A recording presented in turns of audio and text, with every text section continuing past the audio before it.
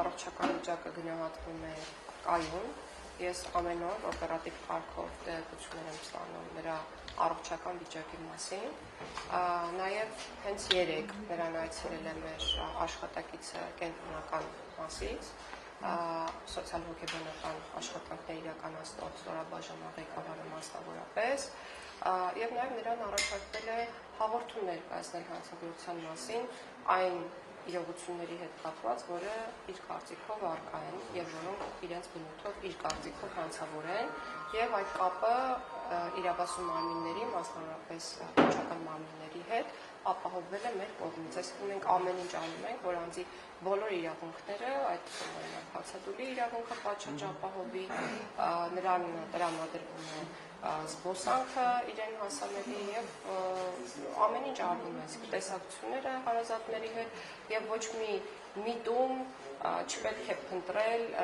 դեպի ավելի վատ վերաբերում կոնկրետ անձի նկատմամբ, որովհետեւ դա ուղղակի չի կարող լինել։ Ես բոլոր հարկերում եղել եմ։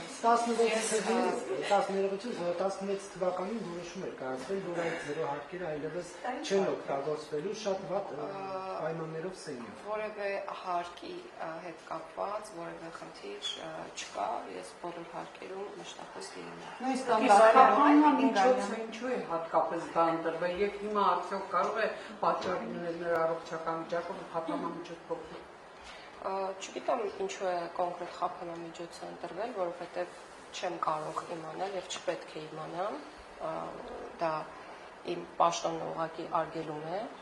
իսկ ինչ վերաբերում է առողջական վիճակով պայմանավորված խափանամիջոցի փոփոխությանը, ապա ես հույս ունեմ, որ բանը դրան չի հասնի եւ անձը դուրս կգա հացադուլից, իր բարձրաձայնած խնդիրները, եթե դրանք իրական խնդիր են, կստանան լուծում։ Ամեն դեպքում նաեւ հույս ունեմ, որ իրականացնող մարմինները ինչ որոշում կայացնեն, դա մենք դա ենք իրականացնելու, եւ կարելի է ասել, որ բոլորի դեպքում էլ մեր պարագայում հիմա էգոիստական բան կասեմ, խիստ ցանկալի է, որ խափանամիջոց փոխվի։ Կներեք դուք այցելել եք տիկին նախարար։ Ոչ, Անդրոսպան չեմ այցելել։ Տիկին Գալյան, ճիշտ է, հեռավս նոր կառավարություն չի դրավվել, բայց արդեն կան նկատողներ, որ քննարկում են նոր կառավարության կազմը։ Արդյոք քննարկել դուք ձեր պաշտոնը պահպանել եք կամ ցանկություն ունեք պահպանել։ Դեռ չի քննարկվել եւ դա եւս ժամանակի հարց է։ Իսկ պատասխանը ժամանակն է։ Այո, ինչու ոչ։ Տիկին Գալյան, Գագիկ Ծառուկյանի նկատմամբ քրեական հետապնդումը Լենինսյունը արդեն շտապում է հայտարարել որպես քաղաքական հետապնդում։ Շատ շահեկան է ընդդիմության համար եւ միակ տարբերակն է բոլոր քրեական գործերը պիտակավորել քաղաքական հետապնդում անունով։ Սա է իմ պատասխանը։ Ասում են ինչու հենց հիմա իմացան, որ հարկերից խուսափել, ինչու ավելի վաղ չեն անում։ Կներեք, բայց ձեր կողմից նշած անձի նկատմամբ քրեական հետապնդումները եղել են եւ քրեական գործեր դրա վերաբերյալ եղել են այս բոլոր տարիների ընթացքում դատական պրոցեսներ են եղել եւ կան այդ թվում եւ ապօրինի ծագում ունեցող ույքի բռնապետական համատեքստը։ Ամեն դեպքում 3 վարչության նիստում քննարկել եք, այո, դուք ճիշտ եք, 2/3-ի պատգամավորների թիվը իշխանությունը չի ունեցել նաեւ այս գործող խորհրդարանում, բայց ամեն դեպքում քննարկվում է ինչ կերպ է իշխանությունը պատկերացնում, ֆրակցիան պատկերացնում աշխատանքը արդեն խորհրդարանում, երբ որ նախագիծը հասնի քվեարկության փուլի, արդյոք պատրաստականություն կա այդ հարցով քննարկումներ սկսելու ընդդիմադիր այն խմբակցությունների հետ, որոնք արդեն կարծես թե նշмарվում է, որ կլինեն։ Ես չեմ կարող այդ հարցին պատասխանել, որովհետև դա չենք քննարկել, բայց տրամաբանությունը պետք է լինի այն, որ քննարկումները պետք են եւ միանշանակ կլինեն։ Կներեք, եթե չկա այդ անհրաժեշտ ձայները, արդյոք քննարկում եք ԿՊ-ն, որ նախագիծը հավանության արժանացան ճիշտ հանրաքվեի դնեն ստորագրություններով, որովհետև նաև 300,000 ստորագրության դեպքում կարող է սահմանադրության հանրաքվե կազմակերպվել։ Պրոցեսը սկսենք եւ ժամանակը ցույց կտա, թե ինչ ճանապարհով կգնանք։ Այսինքն մենք նախ եւ առաջ, ինչպես եւ նախկինում ես բազմաթիվ անգամներ նշել եմ, խնդիր չունենք պրոցեսը կուլիսների հետևում պահելու եւ չենք էլ կարող։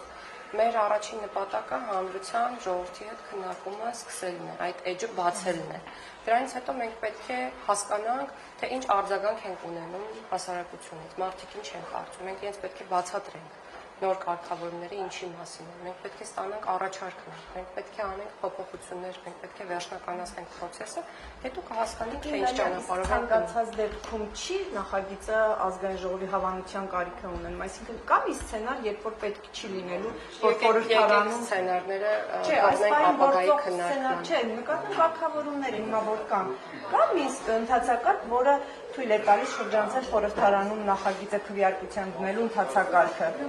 Իրականում 2/3 պահանջը այս պահին սահմանված է սահմանադրությամբ, բայց հանրաքվեի իրավունքն էլ անմիջական իրավունք է, որը ժողովուրդը ունի։ Սա ուղղակի ասեմ, ու փակենք այսօրվա քննարկումը, մյուս հարցերը թողնելով ապագային։ Այսինքն հանրաքվեի դեպքում էլ 2/3-ը պետք չի լինի։ Ես